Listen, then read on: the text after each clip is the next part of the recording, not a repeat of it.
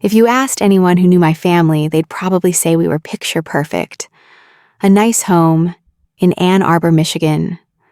A 2-story house with a white picket fence, Sunday dinners, holiday photos with matching sweaters. From the outside, everything looked right. But inside that house, I always felt like I was standing just outside a door I could never quite open. I was Amanda Collins, the older daughter, the quiet one, the dependable one, but never the favorite.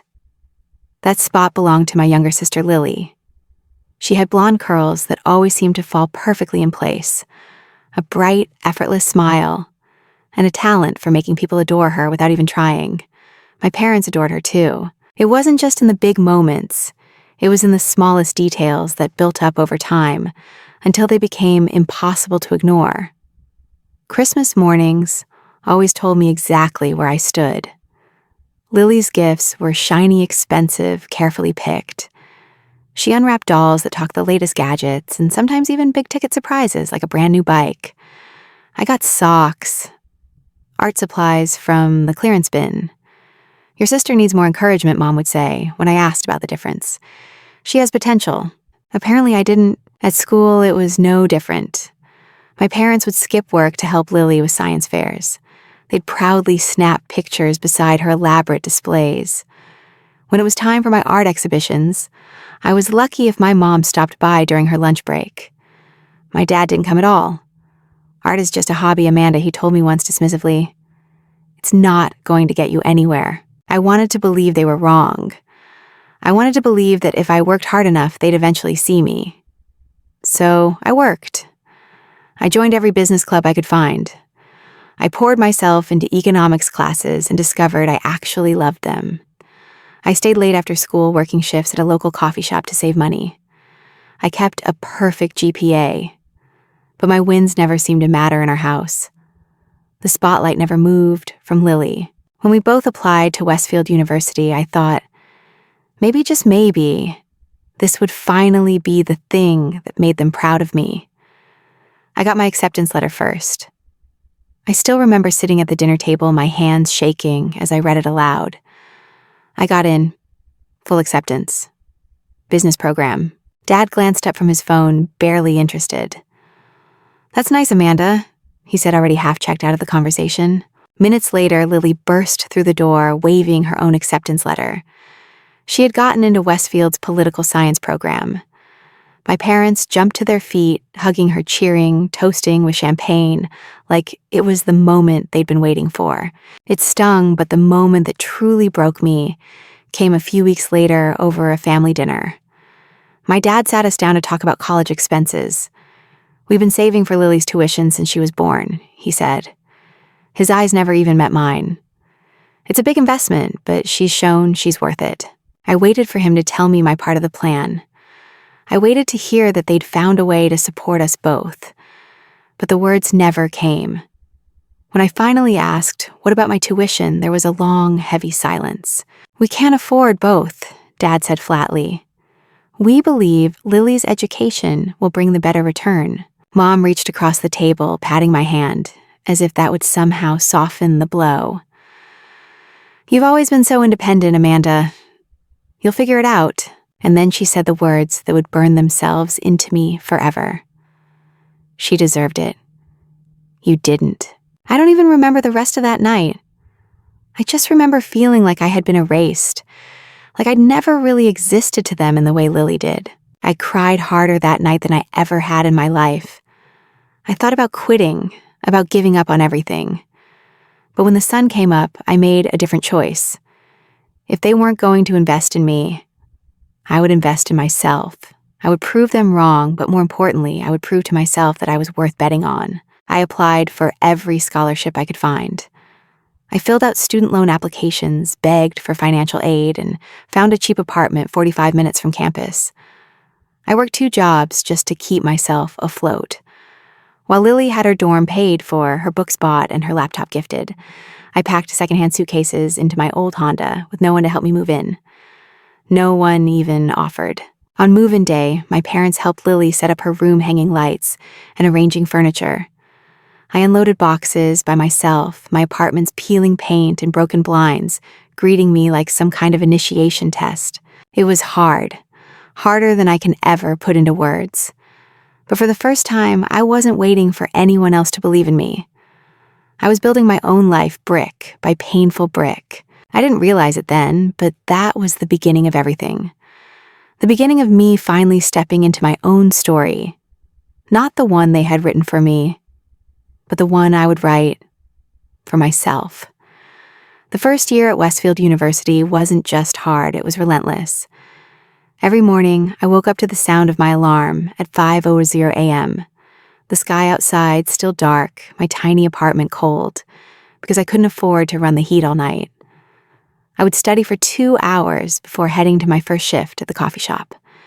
Then I would rush to campus, sit through business lectures, where my classmates seemed worlds apart from me, and head straight to my second job at the bookstore until closing time. I would drag myself home after midnight, exhausted, barely able to keep my eyes open as I crammed for the next day's assignments. While other students were exploring campus life, going to parties, and joining clubs, I was calculating whether I could afford to buy both textbooks and groceries that week. Sleep became a luxury I couldn't afford. My social life didn't exist. I watched from the sidelines as Lily posted photos of sorority events, weekend trips, and family dinners I couldn't attend because I simply didn't have the money or time. I thought I would break. Honestly, there were nights I almost did. I would come home collapse on my thin mattress and wonder if this was even worth it. I'd question whether my parents were right about me all along. Maybe I wasn't as capable as I had believed. Maybe I wasn't worth betting on. But every time I reached the edge of quitting, I would remember the text my grandmother had sent me on my first night alone in that tiny apartment. Diamonds are made under pressure. You're already shining, my brave girl. I clung to those words like a life raft. Slowly, I started to find small victories.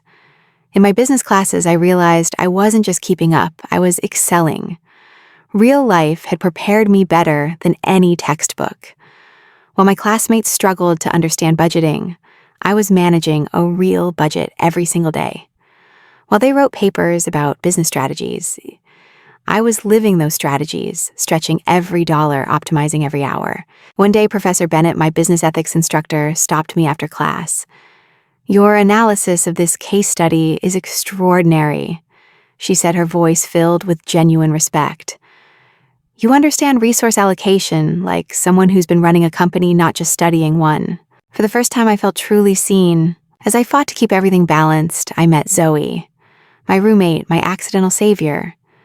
Zoe noticed I was burning the candle at both ends. She started leaving homemade meals for me in the fridge with sticky notes. "Eat this.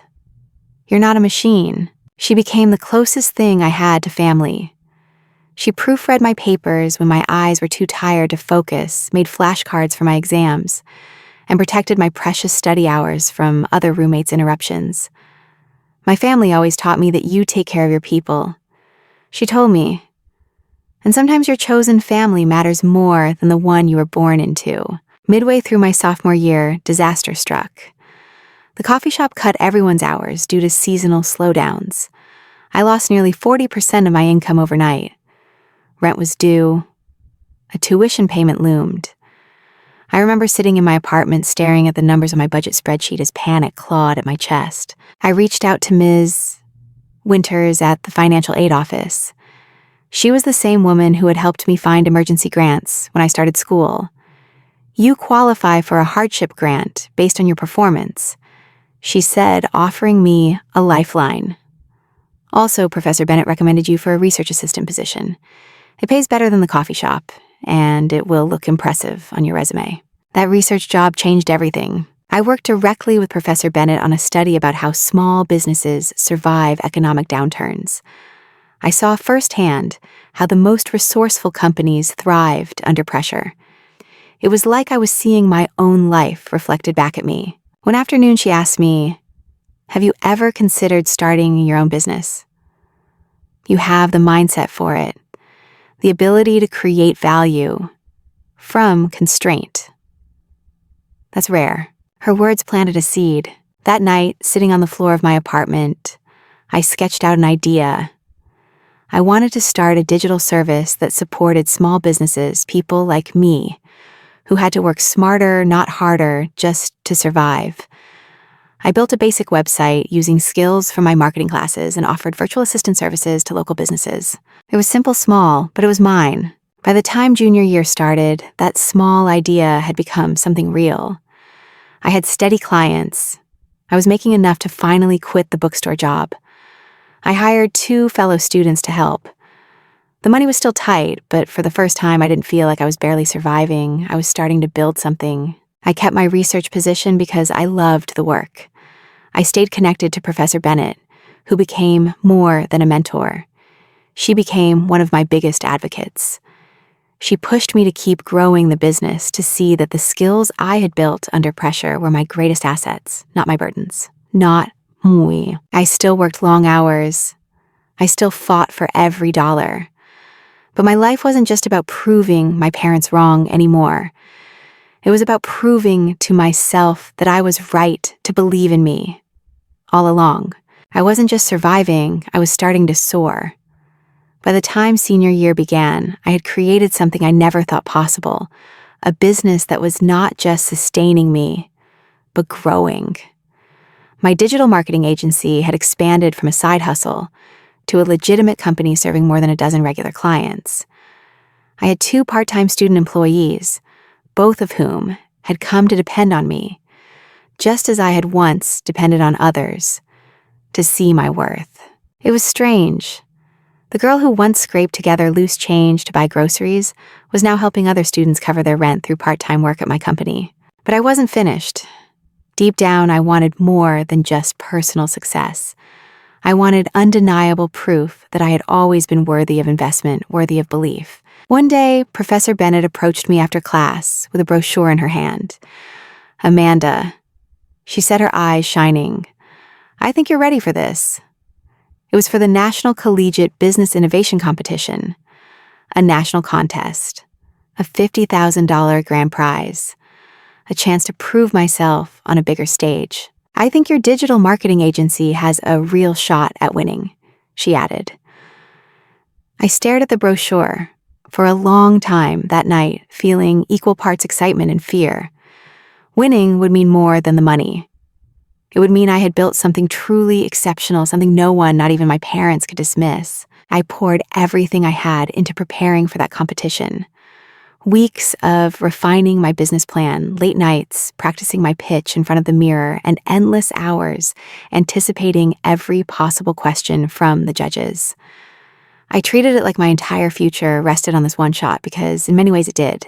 Meanwhile, something unexpected happened with Lily. She showed up at my apartment one cold November evening, clutching a stack of papers, and her laptop tears streaking her face. "I'm failing," she blurted out. "My thesis is a disaster. My professor says if I don't restructure it in 3 weeks, I might not graduate." I stood there frozen. Part of me honestly felt like this was karma. For years, Lily had breezed through life with parental support while I clawed for every inch. But as I looked into her panicked eyes, another part of me softened. "Come in," I said quietly, stepping aside. That night we sat at my kitchen table and unraveled her research together. It became the first of many late-night sessions. I coached her through proper methodology, taught her time management skills, and without realizing it, we began bridging the years of distance between us. One evening, as we reviewed her latest draft, she asked me, "How do you do it all? The jobs, the business, the grades. I can barely manage school." I looked at her, realizing for the first time that she truly had no idea what I'd been through. "I've been working 60 hours a week since freshman year," I said. "I've skipped meals, I've gone without sleep. I've carried this weight alone because no one thought I could handle it." Lily's face crumpled. "I didn't know. Mom and Dad always just said, 'You are fine.'" I shook my head. I wasn't fine. I just didn't have the option to fail. That conversation changed us. Slowly, Lily started pulling away from our parents' constant favors. She declined expensive gifts. She insisted on budgeting her own expenses. And she even began challenging our parents about their favoritism. It wasn't perfect, but for the first time, I didn't feel like I was fighting this battle completely alone. As the months passed, the competition became my focus. I delivered my final presentation in April, standing in front of a panel of industry leaders. My pitch wasn't just about numbers or projections, it was about resilience, about building something meaningful when you start with nothing. When they announced my name as the winner, I felt something inside me crack open. The validation was overwhelming. I had done it. Not because anyone paved the way, but because I carved my own. The university's newspaper published a feature about my journey, how I built my company from scratch, while working multiple jobs and fully self-funding my education. My photo appeared on the front page holding the oversized winner's check. I mailed a copy to Grandma Eleanor. She called me in tears. "I always knew you were extraordinary," she said. Now everyone else knows it too. Strangely, my parents never mentioned the article. No phone call, no text, no congratulations. But by then their silence no longer defined me. Then something unexpected happened. The dean of the business school invited me to her office. "Amanda," she said, her voice warm with pride, "we want you to deliver the student address at graduation. You embody everything we hope our students will achieve." I stared at her stunned. "This is your story," she said. "It deserves to be heard." I accepted. Graduation day arrived with a weight I could feel in my bones. As I walked across the campus in my cap and gown, I saw my parents in the crowd. Their faces were expectant, likely waiting to cheer for Lily. But when my name was called to the stage, not just as a graduate, but as the student speaker, as the business school's valedictorian, as the winner of a national competition, I saw their expressions twist from confusion to disbelief. And when I took the podium, I didn't speak to them. I spoke to every student who had ever been told they weren't enough. I told my story. I talked about working 30 hours a week, about building my own business, about paying for every single credit hour myself. I talked about redefining success on your own terms. The applause was thunderous. But more importantly, it was mine. That moment, that speech, was the turning point. It wasn't just my triumph. It was the culmination of years spent proving, not to my parents, but to myself, that I had always been worthy. And this time, the whole world finally knew it too. Graduation day wasn't just a celebration, it was a reckoning. As I stepped off the stage to thunderous applause after delivering my speech, I saw my parents still sitting stiffly in the front row. Their faces, pale and tight, looked like they'd just been told the world was no longer arranged the way they'd always believed. For years, they had viewed me as less capable, less deserving. But in that moment, they had no choice but to see the truth. It was undeniable. The president of the university had just announced in front of thousands that I was the valedictorian of the business school, the winner of the National Collegiate Business Innovation Competition, the founder of a 6-figure company, and that I had achieved all of it without a cent of family financial support. That final revelation sent a quiet shock through the audience. I could see it ripple even among our extended family. People turned their heads toward my parents, their silence, a glaring question. "How did you miss this?" When the ceremony ended, families gathered in clusters, buzzing with excitement, snapping photos and hugging their graduates. I took my time walking toward my family. I wasn't in a rush. I didn't need anything from them anymore. When I finally approached, my dad forced a smile, the kind that didn't quite reach his eyes. Well, he said, trying to sound light, this was quite the surprise. I looked at him evenly, feeling a calm I hadn't known I was capable of. It wasn't a surprise to me. I replied, "I've always known what I was capable of. You just didn't ask." The weight of that simple truth hung in the air between us. Before my parents could stumble through whatever explanation they were preparing, Lily stepped beside me and put her arm around my shoulder. "Isn't it amazing?" She said, her voice loud enough for nearby relatives to hear what Amanda achieved without anyone's help. I can't imagine how much more she could have done if she'd had the same support I did. The words hit like a hammer. My mother's lips parted in a weak attempt to respond, but Uncle Jack, never one to let things slide, added pointedly, "Seems to me Amanda's accomplishments speak for themselves. Maybe next time the family should pay a little more attention." Our mother looked shaken, tears pooling in her eyes, though I couldn't tell whether it was regret, embarrassment, or just the sting of being publicly confronted. "We're proud of you, of course," she said quickly, almost like a reflex. I held her gaze. "Thank you.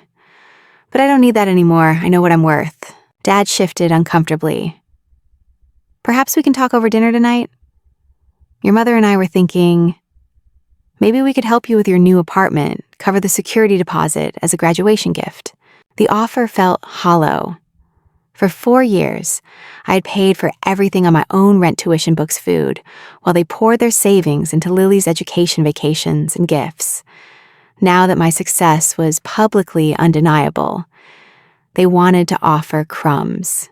"That won't be necessary," I said, my voice steady. "My starting salary is $90,000 a year, plus bonuses. I've already signed the lease on my new place." Dad's face flickered, the reality settling in. I had surpassed him not just in grades, but in career prospects, in financial independence, in every metric they once deemed valuable. "Well," he said quietly, "you've certainly proven yourself." I gave a small nod. "Yes, I have." What I didn't say was that I had proven myself long before this day. Today just made it impossible for them to ignore. As I turned to leave, Grandma Eleanor slipped her hand into mine. "I'm coming with you," she said firmly. "I want to meet the people who actually supported you." Lily glanced back at our parents, then made her decision. "I'm coming too." The three of us walked away from the rented family house, leaving our parents standing there, stunned and uncertain. I didn't need their applause anymore. I'd already built my own stage. The reception at the business school was the complete opposite of the stifling family dinners I had known. Professors congratulated me with genuine pride. Classmates, some of whom had once overlooked me, now lined up to shake my hand and ask for advice. I introduced Grandma Eleanor and Lily to my mentors, to Zoe, and to the incredible team that had carried me through the hardest years. These were the people who had seen me, who had believed in me before the titles and awards. At one point, Professor Bennett approached with a photographer. "They want a family photo for the business magazine article," she said. "My family's not here," I replied, a quiet ache tugging at me. But then I felt Grandma Eleanor's hand on my back. "Yes, we are," she said softly. So we posed me in the center with Lily and Grandma on either side. The family I had chosen, the one that had chosen me back. Later that summer, my parents requested to meet again. They tried in their awkward way to acknowledge the years of favoritism and dismissal. I listened, but I didn't rush to forgive. Forgiveness, I realized, isn't a gift you hand out just because someone finally notices your worth. It's a process, and it's one I would work through on my timeline, not theirs. What mattered most was this: their approval no longer held power over me. I had already built a life they could no longer control, a success story they could no longer rewrite. Sometimes the greatest revenge isn't anger or confrontation.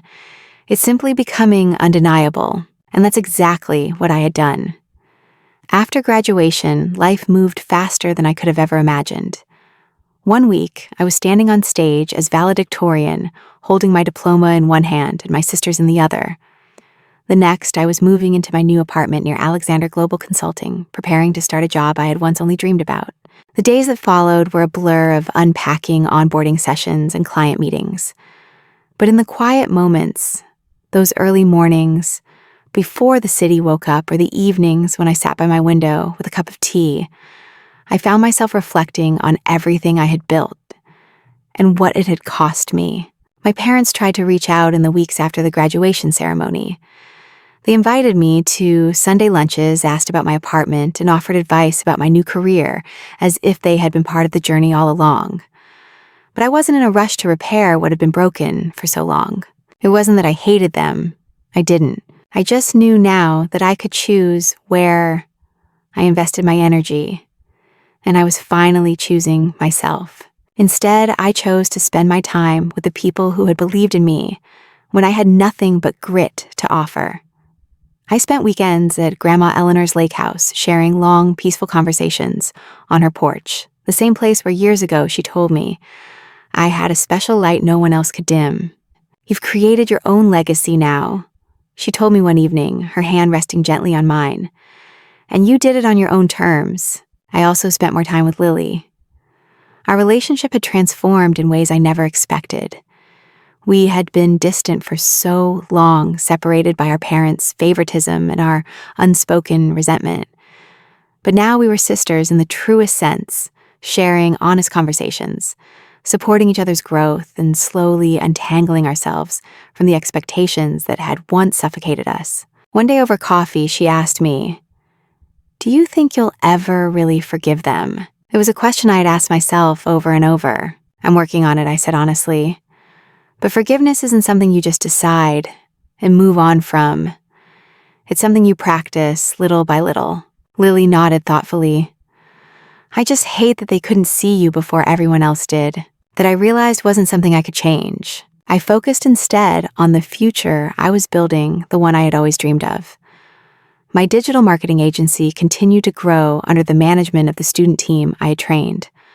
I made sure they were fairly paid, supported, and encouraged, offering them the kind of guidance I had fought so hard to find.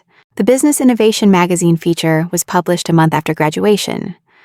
The headline read, "From Overlooked to Outstanding. Amanda Collins redefines success on her own terms." The cover photo showed me Lily and Grandma Eleanor at graduation, arms around each other, our smiles bright and genuine. When the article landed on my parents' doorstep, they called me, "We're proud of you," my mom said quietly over the phone. I believed her, but I also knew that her pride was no longer something I craved. It was nice to hear, but it no longer defined me. A few weeks later, they invited me to a family dinner. I agreed not out of obligation, but because I wanted to show myself that I could stand in that house, the house that once made me feel so small and feel completely whole. At dinner, they asked about my work, about my scholarship program, about my plans for the future. For the first time, they listened, really listened, without dismissing or minimizing. Still, I kept my boundaries. I didn't let them back into my most sacred spaces right away. Trust, I had learned, is earned, not assumed. One of the proudest moments of my life came when I used a portion of my competition winnings and agency profits to establish the first-generation achievement scholarship at Westfield University. It wasn't just about paying it forward. It was about making sure no student with big dreams would ever have to feel as unsupported and invisible as I once did. At the scholarship announcement ceremony, I noticed my parents standing off to the side, quieter than I'd ever seen them watching me speak about resilience, access, and opportunity. "You've built something meaningful," my dad told me afterward. "You're helping people in ways we never imagined." I nodded, grateful for his words, but still aware that what I had built was not for their approval. It was for the person I had become. I continued spending weekends at the lake house, long dinners with Lily and catch-up calls with Zoe, my forever college family. I surrounded myself with people who had seen me, supported me, and challenged me long before I was ever called successful. Sometimes I'd catch myself standing in my apartment, looking out over the city skyline, remembering the girl I used to be, the one sitting alone on a thin mattress, exhausted, scared, but determined. I built this life for her, for every person who was told they weren't worth the investment, for every person who's had to prove their value in the absence of belief. In the end, I realized that family isn't just about blood. It's about who shows up. It's about who stays. It's about who believes in you when you're still becoming. And I had chosen my family well. Looking back now, I realize that the truest victory wasn't just proving my parents wrong. It was proving something much more important to myself, that I was always enough with or without their approval. After settling into my new life post-graduation, I finally had the breathing room to process everything I had gone through. For years, I had been in survival mode, juggling classes, jobs, and a growing business. I was so focused on the next task, the next deadline, the next mountain to climb, that I never stopped to ask myself, what does success really mean to me? One evening, while sitting at my desk overlooking the city lights, I found myself lost in that question. When I was younger, success looked like acceptance. It looked like my parents saying, "We're proud of you." It looked like invitations to family dinners, like shopping trips. I was never included in, like being treated the way they always treated Lily. But now I understood that those things were never the finish line. True success, I realized, wasn't about fitting into their limited definition of what was worthy. It was about building something meaningful on my own terms. The magazine features the high-paying job at Alexander Global, the scholarship I created at Westfield. Those were milestones, but they weren't the destination. They were part of a bigger journey, one where I got to choose what mattered. One of the first things I did that summer was return to the place where I found my earliest sense of belonging, Grandma Eleanor's lake house. Sitting with her on the weathered porch, watching the sunset ripple across the water, I told her what had been weighing on my heart. I thought reaching this point would feel like I'd finally arrived. I confessed. But sometimes I still feel like that girl in the back of the classroom waiting to be seen. Grandma Eleanor gave me that knowing look, the one that always made me feel safe. "Success isn't a moment, Amanda," she said softly. "It's a choice you keep making to believe in yourself, to keep showing up, especially when no one else does." Her words stuck with me. I had spent so much of my life chasing validation, running toward the next achievement, in the hope that maybe, just maybe, this would finally be the thing that made me enough. But somewhere along the way, I had stopped needing it. It became clear when my parents invited me to another family dinner later that summer. The dinner where once again I would be surrounded by extended family, by polite conversations, and carefully curated stories about their successful daughters. But this time something was different. This time I didn't walk in hoping they would finally see me. I walked in knowing exactly who I was. When relatives asked about my work, I answered confidently, but without the desperate edge that used to cling to my words. When my parents complimented me this time with something closer to sincerity, I thanked them, but their words no longer held the weight they once did. After dinner, my mom pulled me aside. "You've really built something incredible," she said quietly. "And I'm sorry we didn't see it sooner." I smiled, not out of bitterness, but with the calm understanding that her apology, while late, no longer defined how I measured myself. "It's okay, Mom," I told her. "I've learned that what matters most is that I see it." In the months that followed, I poured myself into work that aligned with my purpose. I expanded my scholarship program. I began speaking at high schools, in underserved neighborhoods, sharing my story with students who, like me, were told they weren't worth the investment. I wanted them to know they didn't have to wait for anyone else to see their worth. At one particular event, a shy girl approached me after my talk. Her voice trembled when she asked, "What if my parents never believe in me?" I knelt to her level and said, "Then you build a life so full and beautiful that their belief isn't necessary, and you surround yourself with people who do see you." Her eyes lit up with something I recognized, a flicker of hope. That was the moment I realized my story wasn't just mine, you anymore. It belonged to every person who had been overlooked, underestimated, or told they weren't enough. The life I had built wasn't just about escaping my parents' limited vision. It was about creating space for others to dream beyond the walls that were built around them. Lily and I continued to rebuild our relationship brick by brick, honest conversation by honest conversation. She often reminded me how proud she was, not because of the accolades, but because I had the courage to keep going when everything told me to stop. "I used to think you were just stubborn," she said one afternoon as we hiked a quiet trail. "But now I see you're unstoppable." I laughed, but I knew she was right. Not unstoppable because I was fearless.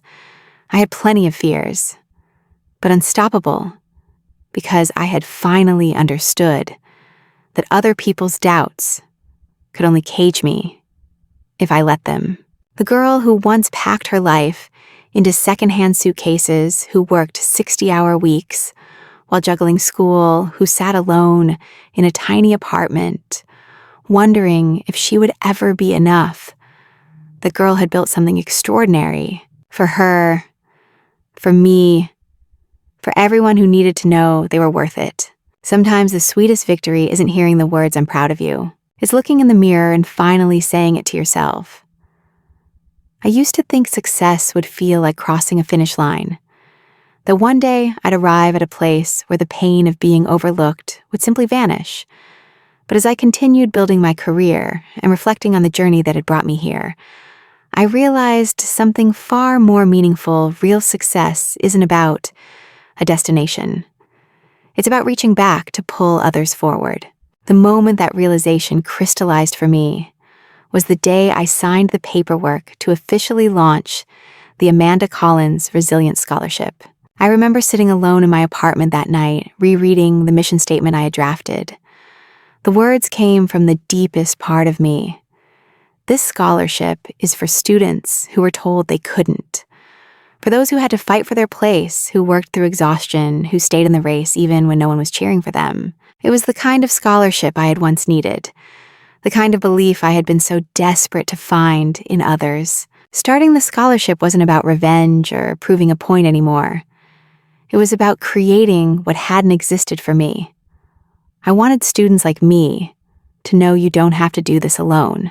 When I announced the scholarship at Westfield's annual business conference, I spotted my parents in the audience. They had come perhaps out of guilt, perhaps out of a growing awareness of who I had become. Their applause when it came was polite, but their approval no longer anchored me. After the event, my dad approached me, his words measured and careful. "You're building something that will outlast you, Amanda," he said. Something meaningful. It was the first time he had ever framed my success without attaching it to a condition, without comparing me to Lily. I thanked him, but part of me also knew I had built this without waiting for him to say those words. I didn't just stop with the scholarship. Over the next year, I poured my time and energy into creating mentorship programs for young women in business, especially those from working-class backgrounds, who, like me, were told they weren't worth investing in. One of my proudest moments came when a student named Alina reached out after attending one of my talks. She was a first-generation college student, working 2 part-time jobs and contemplating dropping out under the weight of it all. "I just don't know if I can keep doing this," she told me during our first conversation. "It feels like I'm carrying the world alone." I saw myself so clearly in her. I told her what I had once needed to hear. "You're not alone. And I promise you this struggle isn't the whole story. It's just the part that will make you unbreakable." Over the months, I watched Alina fight her way forward. I saw her win a campus leadership award. I saw her land a competitive internship. When she called me crying to tell me she had been selected as the next recipient of the Resilience Scholarship, I realized this was the legacy I truly wanted. Not just the business, not just the accolades, but creating a path for others to walk with a little less weight on their shoulders. Back home, my relationship with Lily continued to heal and deepen. She had found her own purpose working for an educational equity nonprofit. "Seeing what you went through changed me," she admitted one day over coffee. "I've spent so much of my life thinking success was handed to me because I earned it. But now I know I was handed advantages. You earned every step." Her honesty meant more to me than anything my parents could have said. Our parents, to their credit, kept showing up. They invited me to family dinners, asked real questions about my work, and even though awkwardly at times tried to understand my world, the dinners were still strange in their own way. My father would occasionally slip back into old habits, focusing on job titles and financial metrics, as if those were the ultimate measures of worth. But each time he did, I would gently remind him of what I'd learned. "Money's not the legacy I'm chasing, Dad," I said once after he asked about my investment portfolio. "Impact is." He paused, then nodded, a small but meaningful gesture from a man still unlearning what he had always believed about success. The greatest shift happened when my parents attended one of my mentorship events in the city.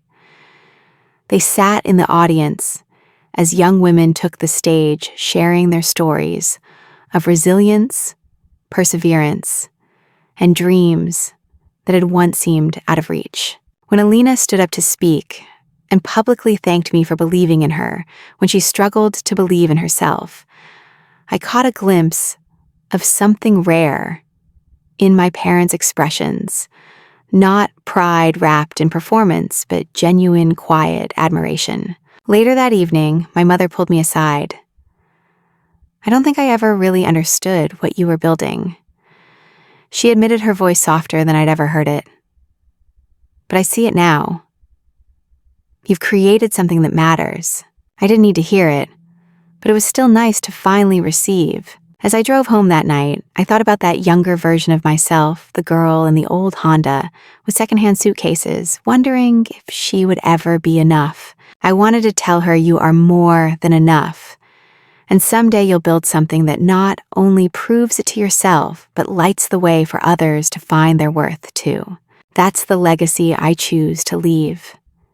If you had told me years ago that I would someday sit across from my parents at a quiet Sunday lunch, listening to them stumble through an apology, I wouldn't have believed you. I used to think their validation was the key I needed to unlock my future. But by the time they finally asked to meet, I had already built that future on my own terms. I had already learned that the people who see your worth from the beginning are the ones who truly matter. But even then, part of me still wondered, what do we do with the people who couldn't see us until the spotlight made us impossible to ignore? That Sunday lunch came 2 weeks after my graduation, after my story had made its way into magazines and conference stages, after I'd accepted a job at Alexander Global that would have once seemed unattainable. My parents invited me to a quiet restaurant outside the city, away from the family, away from the eyes of those who now questioned their judgment. I went not because I needed them to say they were wrong, but because I wanted to know if they even could. Sitting across from them, I noticed the tension in their shoulders, the way my dad straightened his napkin 3 times before finally speaking. "We've done a lot of thinking." My mom began carefully, her voice softer than I remembered, about how we handled things, about the assumptions we made. Dad cleared his throat, clearly uncomfortable. "We may have misjudged your potential." I almost laughed at the understatement. May have. The teenage version of me would have thrown those words back at them like weapons. But the woman I had become just nodded. "Yes," I said simply, "you did." And I let the silence hang there for a moment. They asked if we could try to rebuild something, start fresh. I wanted to say no. I wanted to tell them they were too late.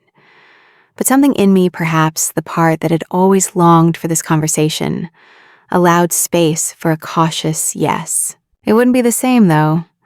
I needed them to understand that. "We can't pretend the past didn't happen," I told them. "We can't erase what it meant when you chose to invest in Lily and not me. If we're going to move forward, it has to be based on who I am now, not who you wished I would be." To my surprise, they didn't argue. My mom's eyes filled with tears. She reached for my hand across the table, a gesture that would have shattered me years ago, but now just felt tentative, unsure. "I'm sorry, Amanda," she whispered. "We thought we were making practical choices. We thought we were playing it safe. We didn't see you. And that's our failure, not yours." It wasn't perfect, but it was something. Over the summer, we began the slow, uneven work of rebuilding. They asked questions about my work, sometimes clumsy, sometimes surprising in their sincerity. They attended a few public events quietly, sitting in the back. I could see them wrestling with the uncomfortable truth that their belief in me had come after everyone else's. But I wasn't rebuilding for their comfort. I was rebuilding because I no longer needed to prove anything to them. My relationship with Lily deepened in a way I never expected. She had shed the golden child identity our parents had handed her, and was building a life grounded in purpose. One evening over dinner, she asked me a question that stopped me cold. "Do you think you'll ever fully forgive them?" I pushed my fork around my plate, thinking about it. Forgiveness had always seemed like some grand arrival, like something you either offered completely or not at all. But the truth I had come to understand was more complicated. I think forgiveness isn't about pretending it didn't happen. I said slowly, "It's about releasing the expectation that it could have happened differently." Lily's brow furrowed as she absorbed my words. "I won't ever forget what they said, that I wasn't worth the investment," I continued. "But I'm learning to not let that moment define my relationship with them now. That's the forgiveness I'm capable of for this season, at least." Lily reached across the table and squeezed my hand. "Whatever you're capable of is enough. Sometimes the people who hurt us the most won't ever fully understand the depth of what they did. Sometimes they will never give us the apology we deserved. But maybe forgiveness isn't about making them get it. Maybe it's about setting ourselves free from needing them to." As I moved forward with my life, launching new projects, mentoring students, growing my business, I chose what parts of my relationship with my parents to carry with me and what to let go of. There were still moments of awkwardness, still times when they slipped back into old patterns, asking about salary before asking about satisfaction. But I didn't bristle like I once would have. I had built a life so solid, their approval when it came felt like a quiet knock on a door I had already walked through. A year after graduation, when I launched the First Generation Achievement Scholarship for students like me, my parents attended the announcement ceremony. They clapped not as distant onlookers, but as family trying, however imperfectly, to show up. After the event, my dad put a hand on my shoulder. "You've created something that matters," he said. "That's not something we could have taught you. You taught us." It was the closest he had ever come to truly seeing me. I drove home that night with a quiet peace I hadn't known I was searching for. The wounds weren't gone. Some parts of me would always carry the memory of being dismissed, but I had chosen to write the rest of the story on my own terms. And in the end, maybe that's what forgiveness really is, a decision to stop waiting for someone else to give you closure, and instead to build it yourself. There's something surreal about watching your name etched onto something permanent, something that will outlive the people who doubted you. When I stood at the scholarship announcement ceremony, looking up at the words, "Amanda Collins, First Generation Achievement Scholarship," projected across the auditorium screen, I realized this moment was bigger than just me. I wasn't simply closing the chapter on my own struggle. I was building a door for others who'd been told, like I had been, that they weren't worth investing in. That door had never been open for me. I had to build it from scratch. A year after graduation, life had taken on a rhythm I could never have imagined when I first stepped into college alone, carrying secondhand luggage and self-doubt. I was thriving at Alexander Global, managing clients with million-dollar portfolios and quietly overseeing my digital marketing agency, which now supported other students walking the same tightrope I once had. I had crafted financial security, but more than that, I had found something more valuable: purpose. The scholarship was born from a very specific memory. I couldn't shake the image of the girl I once was, tired, overworked, and terrified she might not make it. I thought of the countless students like me who didn't have anyone to step in when the rent was due, or when the choice was between buying textbooks or groceries. I wanted them to have the support. I never did. The day I signed the endowment papers, I made it clear to the university's financial aid office. This isn't about perfect GPAs. This is about grit. This is about resilience. This is about honoring the kids who get up every morning and keep moving forward when every door has been slammed in their face. It wasn't just about paying tuition. It was about sending a message: you are seen. You are worth the investment. When the first scholarship recipient was selected, a young woman named Jasmine, working 2 jobs while raising her younger siblings, I felt an indescribable connection to her. Reading her application was like looking into a mirror of my younger self. Determined, exhausted, afraid of falling, but still climbing. I reached out to her personally. I wanted her to know she wasn't alone the way I had been. During our first conversation, Jasmine confessed she'd almost given up on her dream of becoming an accountant. She said she didn't think people like her, first-generation students from working-class families, could survive in a system built for those with safety nets. I was ready to drop out, she admitted, voice trembling. But your scholarship gave me space to breathe. Her words hit me hard. I realized I wasn't just helping cover tuition. I was giving someone time to focus, time to believe in themselves. After the scholarship launch, my parents surprised me by attending the recognition ceremony. It was the first time they had proactively shown up, not because someone else expected it, not because it was a photo opportunity, but because they genuinely wanted to be there. As I stood at the podium, delivering a speech about the power of turning personal struggle into communal strength, I saw my dad's expression soften in a way I hadn't seen before. He wasn't performing pride. He was feeling it. My mom wiped away tears. Not tears of embarrassment or regret, but something closer to understanding. After the ceremony, Dad pulled me aside. "You've built something that's going to change lives," he said. His voice cracked just slightly. "And it's not because we supported you, it's because you built yourself." That quiet acknowledgement meant more to me than the grandest apology ever could. But even with this fragile reconciliation, I had learned not to center my worth around their approval. Their acceptance, when it finally came, felt like a belated footnote to a story I had already finished writing. The truth is, my story wasn't just about proving my parents wrong. That was the starting line. The real victory was proving to myself that I never needed their permission to succeed. As I continued building the scholarship, I started speaking at high schools, in underrepresented communities.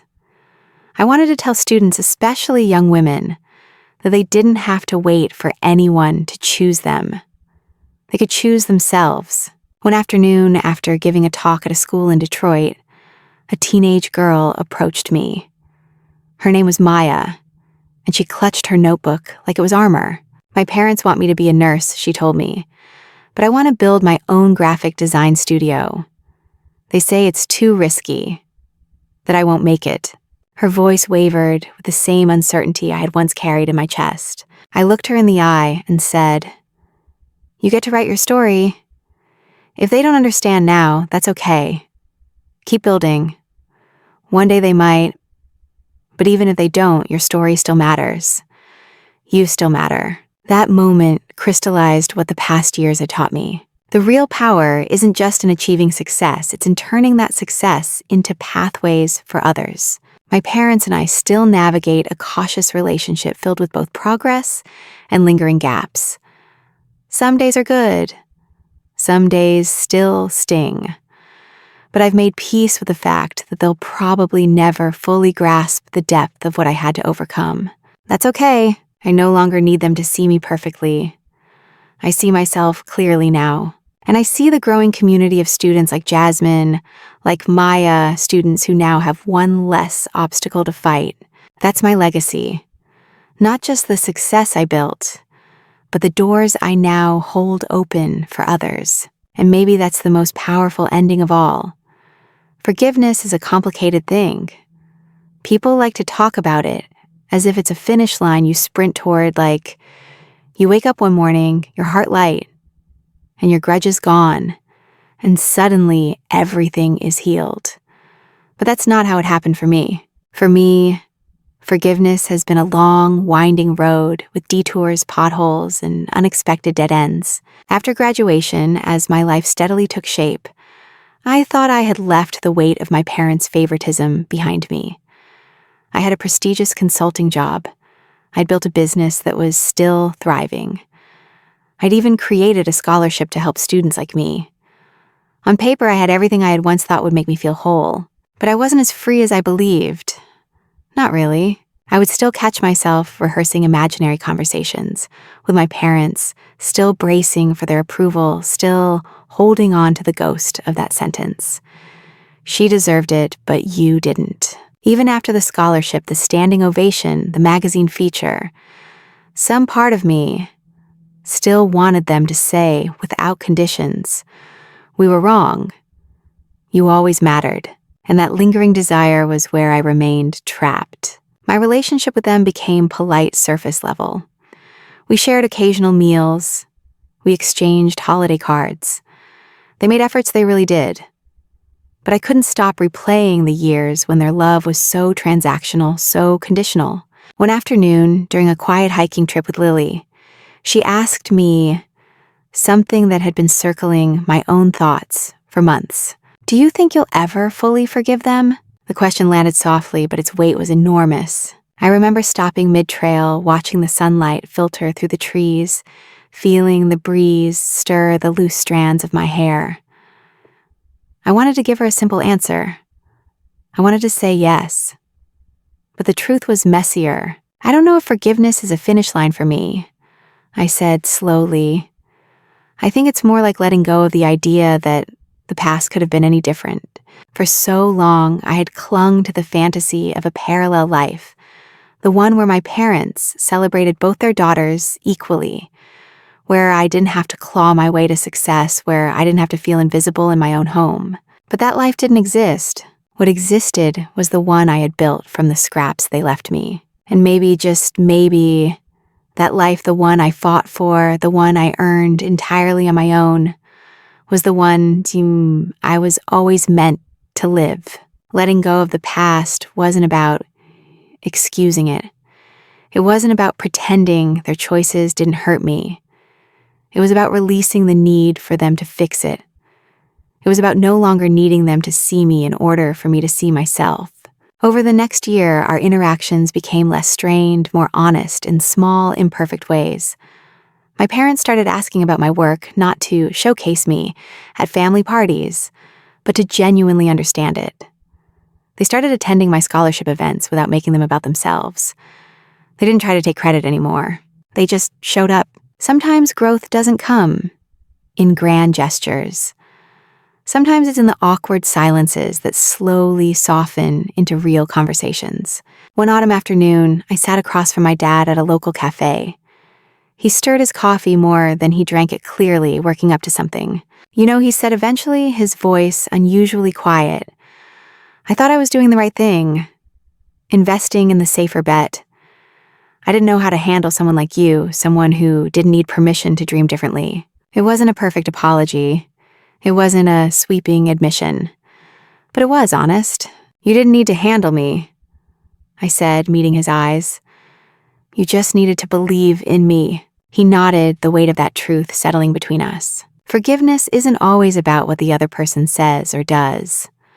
Sometimes it's about deciding that you're ready to stop carrying the burden. That conversation didn't erase the past, but it softened the edges. I kept working, kept building, but I also started letting go. Piece by piece. I stopped performing for their approval. I stopped needing their recognition to validate my worth. I stopped expecting them to retroactively rewrite our family history. Instead, I started focusing on the people who had always seen me, the family I chose, the friends who walked beside me, the students who now had one less door closed to them because I built something that could keep it open. One spring afternoon, I returned to the lake house with Grandma Eleanor.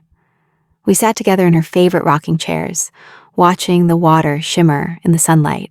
"You've carried so much, my girl," she said, reaching over to squeeze my hand. "Sometimes we fight so hard to prove we're worthy, we forget that we've always been worthy."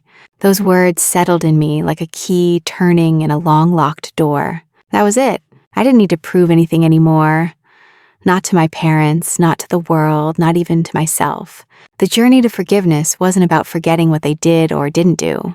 It was about finally setting myself free. And as I looked out over the lake, breathing in the crisp Michigan air, I realized I had already crossed that invisible finish line. Not with fanfare, not with a grand speech, but with quiet, steady peace. I had forgiven them not because they fully deserved it, but because I deserved to move forward without the weight.